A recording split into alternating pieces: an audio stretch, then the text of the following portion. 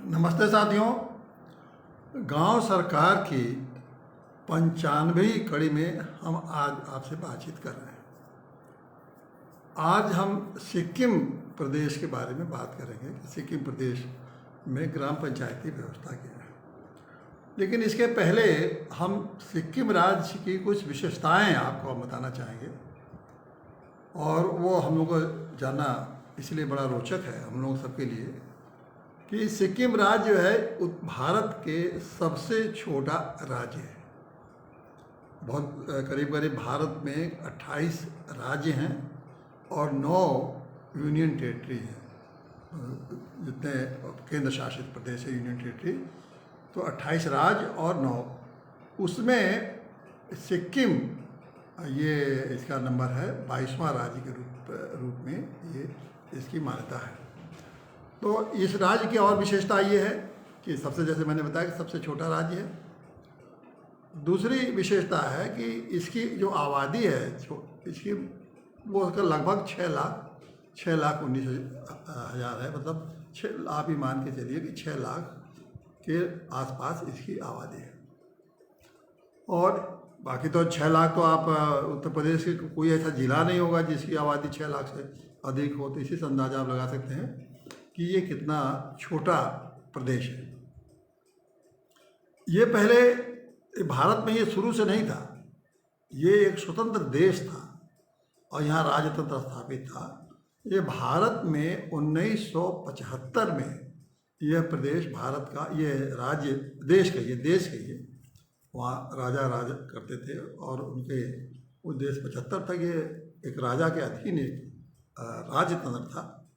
लेकिन 1975 में वहाँ की जनता ने जनमत हुआ और जनमत में कहा कि हम लोग भारत के साथ मिलना चाहते हैं और उसके साथ भारत की जो लोकतांत्रिक व्यवस्था है उसमें हम शामिल होना चाहते हैं।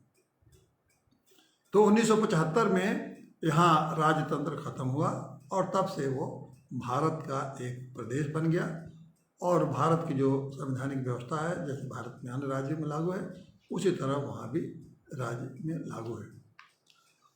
एक पर्वतीय क्षेत्र है, बहुत ही सुंदर है और यहाँ तमाम कई भाषाएं हैं। हिंदी है, अंग्रेजी भी बोली जाती है, नेपाली भाषा बोली जाती है, और उनके जो स्थानीय जो भाषाएं हैं, जो सिक्किम की अपनी स्थानीय लोगों की 3-4 भाषाएं हैं, वो भी वहाँ उनकी भी मान्यता है और उसे बोली जाती है। लेकिन अब जैसे कि हर प्रदेशों में तेज़ी से हो रहा है कि ज़्यादातर उनका सरकारी कामकाज वो अंग्रेजी में ही चलता है। और तो ही वहाँ करीब करीब हर तरह की फसलें होती हैं। और आपके लिए बताएंगे 2 चीज़ वहाँ बड़ी वहाँ की मशहूर है। वहाँ आदि जो अदरक नहीं होता है, अदरक वहाँ बहुत पैदा होता है, और बड़ी इलायची का भी वहाँ एक बहुत वहीं से पूरे देश को जाता है। और ज़्यादा बाँस और लकड़ी के काम होते हैं, उद्योग धंधे हैं, और खेती ही एक तरह से मुख्य है, और साथ साथ उद्योग धंधे स्थानीय स्तर पर चलते हैं। ये विशेषता है। शिक्षा कम नहीं है वहाँ। शिक्षा जैसे ये मत, क्योंकि देश एकदम से हमारे सीमा पर लगा हुआ है और हमारी सीमाएं वहाँ तिब्बत से जुड़ती हैं, नेपाल से जुड़ती हैं, एक तरह से वेस्ट बंगाल से जुड़ती हैं। इस तरह से उसकी जो सीमाएँ हैं, दोस्तों विदेशी सीमाओं पर एकदम बॉर्डर पर लगा है। लेकिन इसके बावजूद भी वो कोई पिछड़ा देश नहीं है, पिछड़ा प्रदेश नहीं है। वहाँ शिक्षा अच्छी है और वहाँ त्योहारों का प्रदेश है। हरदम कोई ना कोई त्यौहार होता है और वहाँ लोग अपने ज़्यादा लोग गाँव में रहते हैं। और गंगोटक वहाँ की वो वहाँ की राजधानी है और सब उसके बारे में आप सभी जानते हैं। और गंगोटक एक सबसे बड़ा शहर है और वहाँ से वहाँ का जो व्यवस्था है वहीं से चलती है। और विधानसभा में सिर्फ 33 सदस्य हैं, 33 सदस्य हैं। एक सदस्य वहाँ जाता है राज्यसभा भी, और एक सीट है जो कि लोकसभा के लिए। इतना व्यवस्था है। ये सब व्यवस्था बताने के बाद मैं ये आपसे कहना चाहता हूँ कि इतना छोटा राज्य होने के बावजूद भी वहाँ की जो पंचायती व्यवस्था है वो बहुत अच्छी है। और वहाँ जो है पंचायती व्यवस्था कोई ऐसा नहीं है कि देश जब आज़ाद हुआ पंचायत में वो आगे शामिल हो गया तब से लागू है, बल्कि जब राजा थे राजतंत्र में तभी से वहाँ पंचायती व्यवस्था थी। और पश्चिम सिक्किम पहला था पंचायती व्यवस्था, सिक्किम दरबार अधिनियम 1965। और सिक्किम दरबार अधिनियम का दरबार का मतलब समझ लो राज दरबार। तो सिक्किम दरबार अधिनियम 1965 वहाँ चल रहा था। और उसके बाद जब देश 1975 में भारत का अंग बन गया, तो फिर एक कानून बना कि सिक्किम पंचायत अधिनियम 1982। ये 82 का अधिनियम बना, तो वो भी चल रहा था। उसके बाद जब 73वां संशोधन लागू हुआ, 92 में लागू हुआ संविधान में, और 73वां संशोधन के बाद करीब करीब पूरे देश में एक संवैधानिक व्यवस्था के हिसाब से ग्राम पंचायतें बनाई गई। तो उसके तहत में वहाँ सिक्किम में भी संशोधन कर दिया, और उन्होंने अपना सिक्किम पंचायत अधिनियम 1993 पारित किया। मतलब वो जो है संविधान के 73वें संशोधन के अनुकूल बनाया। और वहाँ उस सिस्टम के अनुकूल बनाने का कारण ये था कि उसको सभी राज्य प्रदेशों को मानना था, और सिक्किम भी भारत का एक प्रदेश था, तो इसलिए वो व्यवस्था वहाँ भी लागू की गई। अब सिक्किम की आबादी चूँकि 20 लाख से कम है, इसलिए वहाँ पंचायती व्यवस्था 2 स्तरीय लागू की गई। 20 लाख की आबादी न होने से, कम होने से क्षेत्रीय पंचायत नहीं लागू हुआ। तो एक तरह से वहाँ जिला पंचायत है और ग्राम पंचायत है।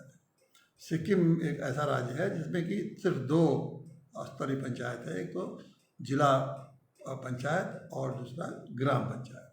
और क्षेत्र पंचायत की वहाँ व्यवस्था नहीं है, क्योंकि आबादी वहाँ की सिर्फ 6 लाख है, तो ये 2 पंचायतें हैं। और ये पंचायत है तो वहाँ जिले हैं, जिला पंचायत 4 हैं, और करीब करीब 185 ग्राम पंचायतें हैं। ये आप समझिए कि कितने हैं भारत। उत्तर प्रदेश के मुकाबले जहाँ लगभग 60,000 ग्राम पंचायतें हैं, 75 जिला पंचायतें हैं, करीब 600-700 क्षेत्र पंचायतें हैं। आप समझ लीजिए कि उसके मुकाबले में सिक्किम कितना छोटा प्रदेश है, लेकिन वहाँ ग्रामीण वह है। अब जैसे चूँकि संविधान के 73वें संशोधन के अनुकूल उसको बनना है, तो वहाँ भी वैसे व्यवस्था बनी कि वहाँ ऐसी व्यवस्था वैसी बनी है कि आप ग्राम सभा होगा, ग्राम पंचायत होगा, और उसी तरह से सारे संस्थाएं जैसे संवैधानिक जो संस्थाएं। तो हम शुरू करते हैं कि ग्राम सभा से।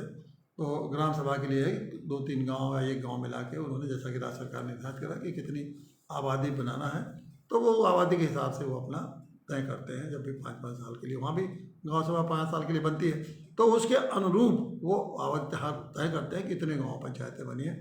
जैसा कि मैंने बताया, इसमें 185 ग्राम पंचायत और वो ग्राम पंचायत है। तो ग्राम पंचायत और में सदस्य कितने हैं, तो वहाँ 5 से लेकर 9 है। 5 से 9 के 9। और जैसे उत्तर प्रदेश में है कि 5 से लेकर 7 से लेकर 15 तक है, और वहाँ जो है 5 से लेकर 100। तो 5 से लेकर 9 सदस्य होंगे, और ये जो है वो गांव सभा के जितने सदस्य हैं वो इन लोगों का चुनाव करते हैं, वही चुने जाते हैं। और वहाँ एक सिक्किम ही ऐसा प्रदेश है जहाँ सभापति होते हैं, सभापति और उपसभापति। देखिए, बाकी प्रदेशों में हमने आपसे चर्चा किया, यहाँ क्या है कि यहाँ उत्तर प्रदेश में से ग्राम प्रधान है, तो बाकी प्रदेशों में ज़्यादातर ग्राम है, ये है सरपंच हैं, और कुछ ग्राम पंचायत, कुछ प्रदेशों में अध्यक्ष और उपाध्यक्ष हैं, और जहाँ सरपंच हैं और उप सरपंच हैं। लेकिन सिक्किम में ये नाम दिया गया, उन्होंने दिया नाम इसके सभापति और उप सभापति। बहुत से लोगों को मैं बताना चाहूँगा कि उत्तर प्रदेश में भी पहले सभापति होते थे, सभापति और उप सभापति होते थे। बाद में ये संशोधित करके ग्राम प्रधान और उप ग्राम प्रधान किया। ग्राम प्रधान तो खत्म ही हो गए, तो बाद में आया, पहले यहाँ भी सभापति। तो एक अच्छी बात है कि वहाँ का जो है व्यवस्था, वहाँ सभापति।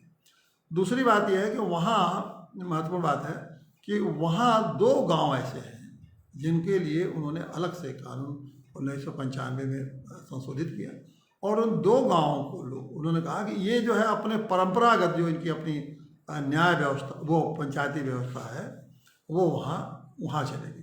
तो वो इस तरह से इनके पंचायती अधिनियम जो 1993 है, वो उन्होंने 95 में संशोधन करके ये कर दिया कि वो 2 गाँव का अपनी जो परंपरागत व्यवस्था है वो उसके हिसाब से चले। तो देखिए कितना महत्वपूर्ण बात है कि उन्होंने अब जिन जगहों पे बहुत प्राचीन काल से वो अपनी प्राचीन व्यवस्था चल रही थी, पंचायती व्यवस्था, तो उनको सुरक्षा प्रदान किया और कहा कि आप अपना चलाते रहिए। देखिए पहाड़ी राज्य में जो हमारे राज्यों में ये बड़ा विशेष बात है कि ये जो मैदानी इलाके हैं इनकी तो हम चर्चा जो कर ही चुके हैं, लेकिन हर पहाड़ी इलाकों में ज़्यादातर जहाँ आदिवासी लोग रह रहे थे सभी में कहीं न कहीं उनकी अपनी एक पंचायती व्यवस्था चल रही थी। और इसीलिए कि मैंने जब आसाम की आपको चर्चा की तो उसमें भी मैंने बताया कि बहुत से क्षेत्र हैं जिसमें कि वो अपनी प्राचीन व्यवस्था के हिसाब से अपनी ग्राम पंचायतें चलाते हैं। ये दिखाता है कि हमारा पूरा जो भारत देश है इसमें पंचायती व्यवस्था कितनी गहरी और कितनी प्राचीन है, ये समझने की बात है। और ये अगर में कितनी ताकतवर रही होगी, क्योंकि पहले तो दूर दराज के क्षेत्र थे जहाँ के लोग आना जाना भी संभव नहीं होता था आसानी से, फिर भी वो अपनी व्यवस्था को कितनी मजबूती से बेहतर ढंग से चला रहे थे और अपने पूरी व्यवस्था अपना चला रहे थे, किसी पर आश्रित नहीं थे। यही मैं बात करता हूँ कि जो हमारी प्राचीन व्यवस्थाएं थीं, अगर आपने उनको इतने सालों से टाइम टेस्टेड मैंने समय ने उनकी परीक्षा ले रखा है, उन व्यवस्थाओं को आप अगर उनको पूरा का पूरा अधिकार अगर दे देते तो शायद हमारी पंचायतें आज भारत जो है, भारत का स्वरूप ही दूसरा होता। लेकिन ये सत्ता का जो एक मुंह होता है, सब पर शासन करने का जो मुंह होता है, ये नेताओं में इतना ज़्यादा जागृत हुआ कि नहीं, वो सारा नियंत्रण वो अपने हाथ में रखेंगे, उन अधिकारियों के हाथ में रखेंगे, नेताओं के हाथ में रखेंगे। तो इनका जो सत्ता का जो अपना हनक और अपना रोब और ठाट बाट दिखाने का है, तो उन्होंने इनको कोशिश ऐसा कर रखा है कि इनको स्वतंत्र व्यवस्था नहीं दी है। और स्वतंत्र व्यवस्था न देने से क्या इसका दुष्परिणाम हुआ कि जब शासन तंत्र ने अपना एजेंट, एक तरह से ग्राम पंचायतें शासन के जितने अधिकारी और कर्मचारी या चुने हुए लोग भी, ग्राम प्रधान वगैरह भी, एक तरह शासन के इतने अधीन है कि वो स्वतंत्र रूप से नहीं काम करते, वो उनके एजेंट के रूप में काम करते हैं। और चूंकि एजेंट के रूप में तो शासन भ्रष्ट है, तो उनको भी स्वाभाविक रूप से भ्रष्ट होना ही होना है। तो उस शासन के प्रभाव में वो भी, जैसा शासन भ्रष्ट है उसी तरह से वो भी भ्रष्ट हो जाते हैं। अगर वो स्वतंत्र बनाया होते लोग, तो शुरुआती दौर में अगर मान लीजिए कहीं कुछ कमियां रहती तो धीरे धीरे अब तक 75 साल में इस देश में एक ऐसी स्वतंत्र व्यवस्था वहाँ ग्राम पंचायतों में बन गई होती कि वहाँ भ्रष्टाचार नाम की चीज़ नहीं होती, भ्रष्टाचार की चर्चा भी नहीं होती। और जब गांव में 1 अरब लोग अगर भ्रष्टाचार के करते ही नहीं, तो वो उनसे आप उम्मीद करिए पूरे देश में भ्रष्टाचार कोई कर सकता था क्या? 1 अरब लोग अगर भ्रष्टाचार नहीं कर रहे हैं तो किसी को करने नहीं देंगे। और बड़ी बड़ी ताकत होती ना, वो दूसरे को करने नहीं देते थे। तो एक तरह से भ्रष्टाचार इस देश में नामो निशान मिट जाता। लेकिन नेताओं ने फैलाया, अधिकारियों ने फैलाया और अभी भी फैलाते जाते। अभी उनको उसी चीज़ में वो कहते हैं, दिल्ली में बैठ के, क्या लखनऊ में बैठ के या राज्य राजधानी में, मैं ये गाँव के लिए करूँगा, मैं ये दूंगा। अरे तुम दोगे तो तुम ले जाके लोगों के एक हाथ में फैलाओ नहीं, तुम्हारे पास जो अधिकारी है उन्हीं के माध्यम से तुम पहुँचाओगे। और तुम्हारे अधिकारी हैं वो सब भ्रष्ट हैं, तो तुम जब जैसे ही तुम खड़े होकर ये कहते हो कि मैं करूँगा, मैं दूंगा, मैं ये कर दूंगा, तो ये क्या मतलब, तुम भ्रष्टाचार के रास्ते खोल रहे हो। सबको लो भाई, तुम लोग बीच में लूटो और वहाँ गांव में कुछ पहुँचा दो। ये जो व्यवस्था ही गड़बड़ है, इस व्यवस्था को ही हम बार बार कहते हैं कि इनको बाहर अगर कर दीजिए तो देखिए गांव के लोग अपनी व्यवस्था चलाएंगे। धीरे धीरे अगर कुछ कमियां हैं तो बहुत जल्द 4-5 साल 10 साल में वो बिल्कुल ख़त्म हो जाएगी। वहाँ से भ्रष्टाचार का नामो निशान मिल जाएगा, नई चीज़ें आ जाएंगी, नई व्यवस्था आ जाएंगी। ये बात और ये समझते हैं लोग, तभी तो जिन प्रदेशों में प्राचीन ढंग से जो व्यवस्था चल रही है, जैसे कि 2 गाँव में, उनको करना पड़ा कि नहीं, वो लोग अपनी व्यवस्था को चलाएं।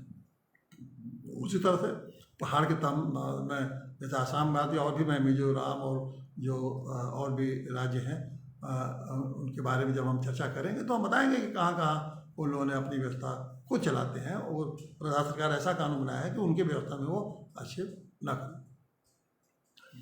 अब ये उनका जो चुनाव होता है प्रधान, ये उनके जो सभापति है उनके भी चुनाव करने का जो तरीका है वही जो वहाँ सीधे उनका चुनाव नहीं होता, सदस्यों का चुनाव होता है, लेकिन ये लोग 5 लोग या 9 सदस्य जो चुन के जाते हैं, यही लोग 5 सभापति को चुनते हैं और उपसभापति को भी चुनते हैं। और उनके खिलाफ अविश्वास प्रस्ताव भी आ सकता है 2/3 बहुमत से, अगर वो अपना 5 साल के लिए चुने जाते हैं, और जब उनका काम ठीक नहीं है तो वो लोग आपस में अविश्वास प्रस्ताव भी कर सकते हैं। और उनके लिए भी व्यवस्था है कि प्रधान सभापति मीटिंग बुलाएंगे। अगर सभापति गांव सभा की अगर 2 मीटिंग साल में वहाँ व्यवस्था की गई है कि 2 मीटिंग होंगे, अगर 2 मीटिंग नहीं बुलाते हैं तो वहाँ के जो वीडियो हैं, जो भी अथॉरिटी जो बना किसी जिनको उन्होंने अधिकार दे रखा है, वो मीटिंग वो बुला सकते हैं मीटिंग। और अविश्वास प्रस्ताव के लिए मीटिंग बुलाना पड़ेगा, नहीं बुलाते हैं तो अधिकारी उसको मीटिंग में बुला सकते हैं। विशेष परिस्थितियों में अगर इन लोगों की व्यवस्था नहीं चल रही है ठीक, तो शासन जो है पूरी व्यवस्था को अपने हाथ में लेके और रिसीवर अपॉइंट कर सकता है, मतलब वो किसी अधिकारी को व्यवस्था हटा सकता है। एक तरह से शासन के पास उनके पास पावर है कि सभापति को और उप सभापति को हटाने के लिए वो पूरी ग्राम पंचायत को भंग कर दें, वहाँ किसी अधिकारी को बैठा दें रिसीवर के रूप में, ये वहाँ व्यवस्था है। और अधिकार वही दिए गए जो संविधान के 29 विभाग हैं, जो 11वीं अनुसूची में जो 29 विभाग हैं वो तो दिए ही गए हैं, इसके अलावा स्थानीय जरूरतों के अनुरूप भी उनको अधिकार दिए गए, ऐसे अधिकार उनको दिए गए। ये अधिकारों की कमी नहीं है, अपने गांव की व्यवस्था वो चलाते हैं। और समय समय पर वहाँ एक ऑडिटर की व्यवस्था है कि जो समय समय पर उनके ऑडिट करते रहता है, कि देखता है कि ये हिसाब किताब ठीक से रख रहे हैं कि नहीं रख रहे। जो इस व्यवस्था में, इस छोटे राज्य में जो व्यवस्था है, वो एक तरह से वहाँ की ग्राम पंचायतें बहुत अच्छे ढंग से काम करती हैं। और वहाँ ये मैं आपको बताना चाहता हूँ कि वहाँ ऐसा नहीं है कि इसमें महिलाएं अगर सभापति चुन ली गई हैं तो आरक्षण वगैरह तो ही है, जैसे यहाँ का आरक्षण है वैसे वहाँ का भी समझ लीजिए कि आरक्षण सब संवैधानिक व्यवस्था है। तो वहाँ महिलाओं के लिए भी आरक्षित है, अनुसूचित जातियों जनजातियों के लिए, पिछड़ों के लिए जो व्यवस्था पूरी उत्तर संवैधानिक व्यवस्था है, तो सब जगह लागू है, उसमें कोई अलग व्यवस्था वहाँ नहीं है। लेकिन जो महिलाएं अगर चुनी गई हैं तो महिलाएं अपना प्रधान के रूप में, सभापति के रूप में अच्छे ढंग से काम करती है। ये नहीं कि प्रधानपति के रूप वहाँ नहीं है, व्यवस्था ही नहीं है, वहाँ कोई कहीं देखने को नहीं मिलता है प्रधान। और वहाँ जो ग्राम प्रधान के जो दफ्तर है वो बिल्कुल, वो सभापति के दफ्तर बिल्कुल लगता है कि वो दफ्तर इस तरह हैं जैसे कि आप CDO के, BDO के दफ्तर में आप जाएँ, जो इस तरह सिस्टम बना हुआ है उसी तरह से गांव पंचायतों के भी भवन बने हुए हैं।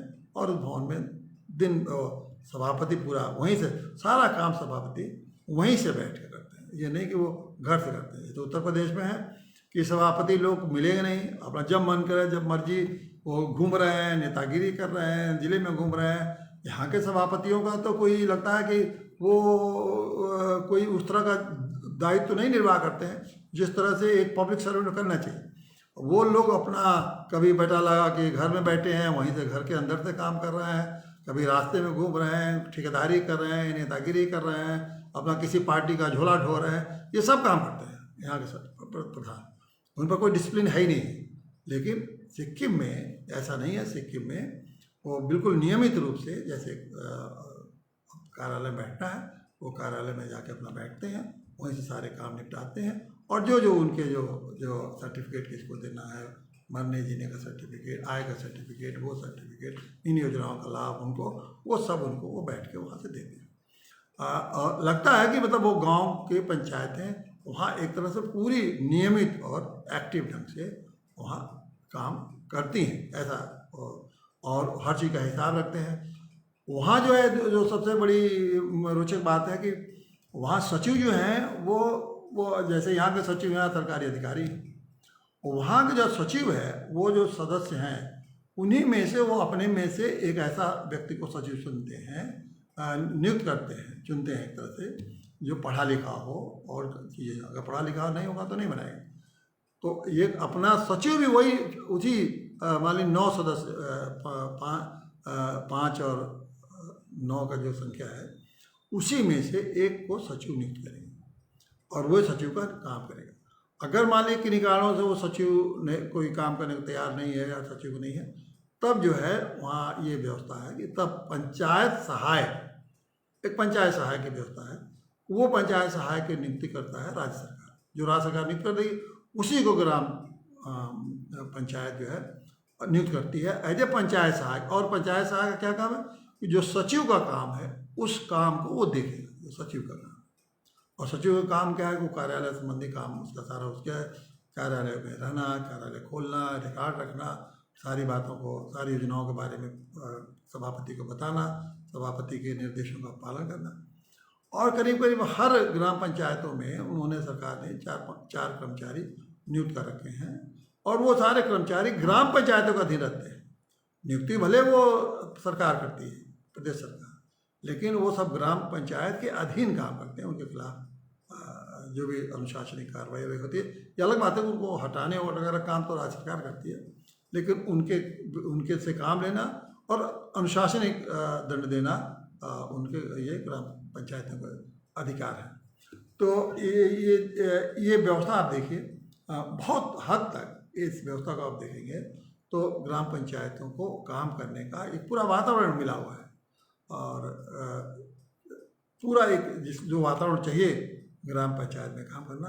तो इसीलिए वहाँ ग्राम पंचायतों में भ्रष्टाचार भी उस स्तर तक का नहीं है, जैसा कि खास करके उत्तर प्रदेश, बिहार और ये महाराष्ट्र, इस तरह के जो राज्य हैं कि यहाँ पूरा का पूरा सिस्टम ही भ्रष्टाचार पर टिका हुआ है। तो ऐसा जो है वहाँ नहीं है। तो छोटा राज्य है, लोग अपने जो थोड़ी सी संख्या है, हर चीज़ एक्सेसिबल है और सारी चीज़ें वहाँ उनको अपनी बात उठा सकते हैं, कह सकते हैं जो कमी है, तो इस तरह से वहाँ अपनी व्यवस्था को चलाते हैं। तो अगर आप ये देखें कि ये सिक्किम इतना छोटा राज्य इतने भी अपनी व्यवस्था को इतने ढंग से चला सकता है और इतना छोटे राज्य के बावजूद भी ये ऐसा प्रदेश है जहाँ की ग्राम पंचायतें के पास कुछ संसाधन है। वो हर ग्राम पंचायत के पास इतना संसाधन है, अपना खुद जुटाते हैं कि 8 लाख 10 लाख रुपया तो वो खुद जुटा लेते हैं ग्राम पंचायत। क्यों? कि वहाँ जैसे टूरिज़्म है, तो टूरिज़्म बहुत महत्वपूर्ण है और टूरिस्ट लोग बहुत आते हैं। जो टूरिस्ट लोगों से जो पैसा वसूला जाता है वो ग्राम पंचायतें अपना। और सिक्किम का हर क्षेत्र एक तरह से टूरिस्ट प्लेस है और वो वहाँ जाते हैं लोग और देखने जाते हैं लोग, तो वो पैसे ग्राम पंचायतें अपने टूरिज़्म से वो कमाती हैं, ग्राम पंचायत क्षेत्र से अपने जितने उनके गांव में जो टूरिज़्म है। और वहाँ गांव के जो इतने बहुत सारे हैं गांव के लोग, एक टूरिज़्म बड़ा अच्छा रोजगार है। वहाँ के तमाम नौजवान गाइड बन के वो टूरिस्टों के लिए गाइड बन के काम करते हैं और एक रोज़गार भी उनको मिलता है, वहाँ से कमाते हैं। तो ग्राम पंचायत भी उससे कमाती है और वहाँ के नौजवान भी है, टूरिस्ट जो गाइड बन के वहाँ वो लोग पैसा कमाते हैं। और बाकी तो वहाँ चाय वगैरह वो खेती का जो है ये वो चावल दाल गेहूँ बाजरा वाजरा सब होता ही है। तो ये व्यवस्था जो है तो अपनी खुद आय करेगा। अब जैसे उत्तर प्रदेश में देखिए कि उत्तर प्रदेश में भी ये कहा गया कि अपनी आय खुद बढ़े, लेकिन ऐसा कोई भी ऐसी योजना उस ढंग से नहीं लागू की गई जिससे कि ग्राम पंचायतें जागरूक होकर अपने संसाधन को बढ़ाएं। जो असली संसाधन है उस पर तो राज्य सरकार का नियंत्रण है और ऐसी चीज़ों को वो गाँव को दे रखा है कि अगर गांव वाले उसको लागू करें तो गांव में ही झगड़ा होने लगेगा। अब जैसे उदाहरण के मालिक कोई माइंस है गांव के में, तो माइंस का पैसा गांव को वालों को नहीं देंगे कि वो तो राज्य सरकार अपने हड़प लेगी माइंस की। नदी का है, नदी का टोल अगर लगना है तो वो टोल तो अपने ले लेंगे।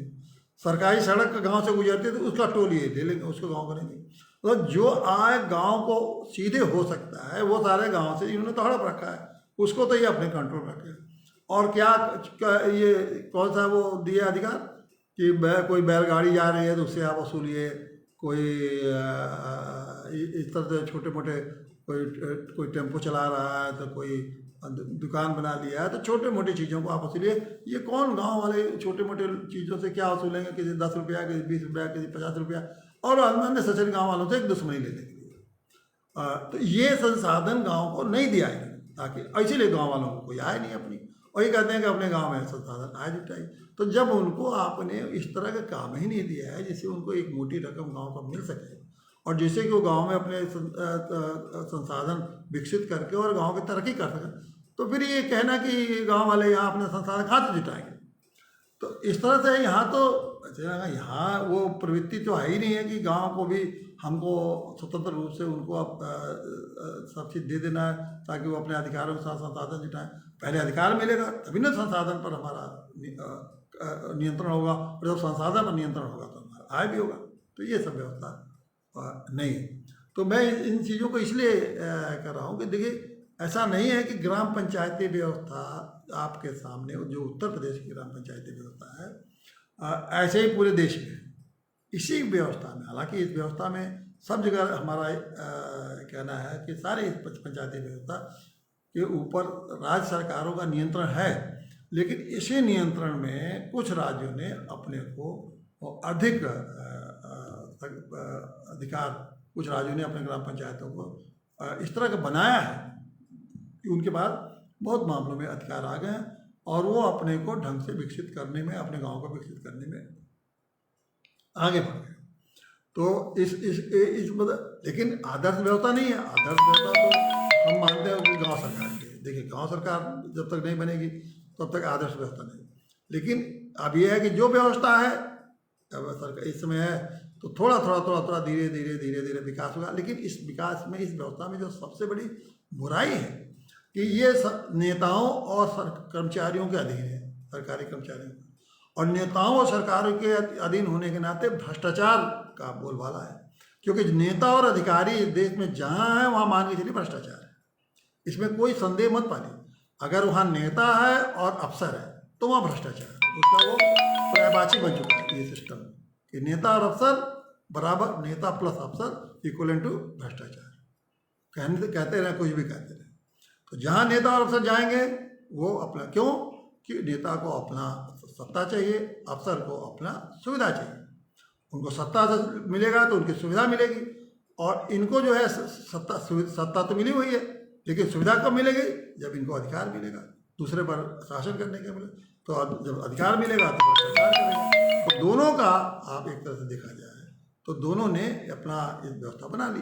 तो इसीलिए मैं कहता हूँ नेता प्लस अधिकारी बराबर भ्रष्टाचार। यहाँ है ये दोनों, हम मान के चलिए भ्रष्टाचार है। तो इन नेताओं और अधिकारियों से गांव अगर मुक्त हो जाएगा तो आप देखिएगा कि एक तरह से गाँव में सारी भ्रष्टाचार तो रहेगा नहीं, और एक नए वो जो अपनी एक उनकी जो सोच है, एक नया और एक संस्कृति है, एक व्यवस्था है, उसके हिसाब से वो अपने को बहुत विकसित करेंगे। जैसे गाँव में, जैसे सिक्किम में क्यों सारे त्यौहार खूब मनाए जाते हैं? सिक्किम में उनके सांस्कृतिक नाच गाने खूब होते रहते हैं। क्यों? कि वहाँ के जो उनके पास ग्राम पंचायतों के पास उस तरह के व्यवस्था है, चलाते हैं, अधिकार है, तो जो भी करना चाहते हैं वो करते हैं।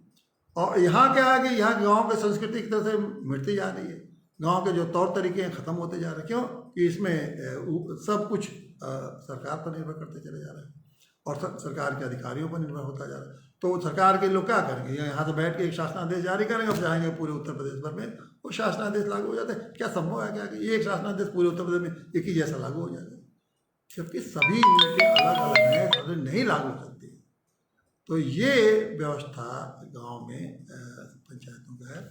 तो इसलिए ये सिक्किम का मैंने जिक्र इसलिए किया कि सब, और सिक्किम में एक और विशेषता मैं आपको बता दूँ कि देश का पहला राज्य है जहाँ की जैविक खेती होती है, वहाँ कोई खाद का प्रयोग नहीं होता है।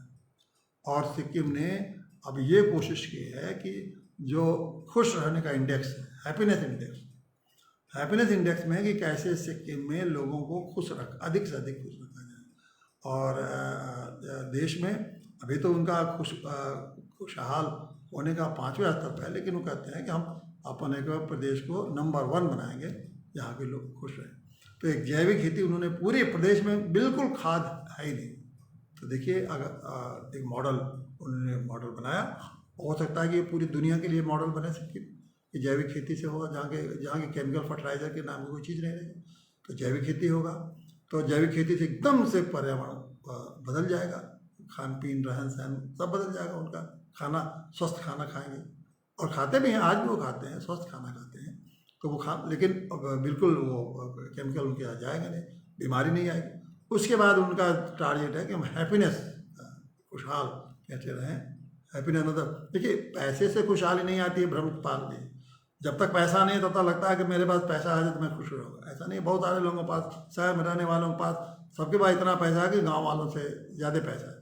लेकिन शहर में आज भी गांव में खुश रहने वाले लोग मिल जाएंगे, शहर में शायद खोजेंगे तो गिनतियों में मिलेंगे जो एकदम प्रसन्नचित्त हैं और एकदम अपने काम से अपने लगता है कि उनके चेहरे से झलक रहा है कि वो प्रसन्न है। तो ये एक सिक्किम का अपनी कोशिश है। और हमारा छोटा राज्य, लेकिन बहुत ही एक तरह से सुंदर राज्य है और सुंदर व्यवस्था है। उससे भी हम लोग को प्रेरित होना चाहिए और देखना चाहिए कि हम किस तरह से गांव सरकार लागू करने में हम अधिक से अधिक तेज़ी से प्रयत्न करें। धन्यवाद साथी।